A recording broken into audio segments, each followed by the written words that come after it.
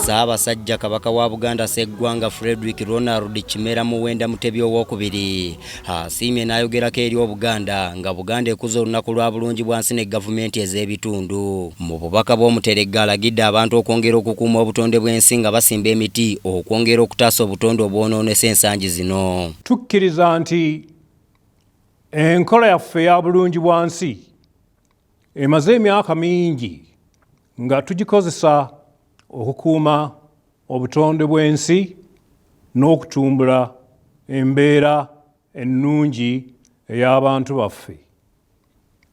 Era ffe tukkiriza nti esobolera ddala bulungi okukoppebwa gavumenti eya makkati n'esaasaana mu ggwanga lyonna olw'obusobozi bwayo mu kukunga abantu ate n'okukola ku lw'ensi yaabwe.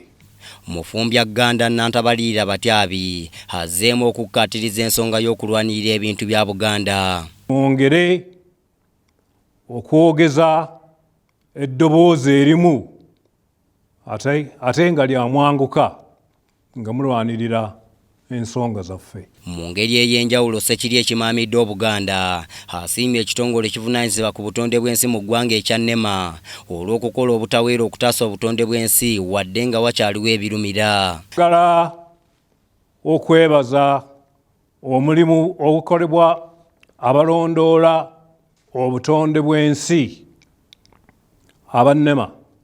Bakoze nnyo era tusiimye nnyo. Twagala ensi ey'emirembe ekuumiddwa obulungi era etuweesa essanyu.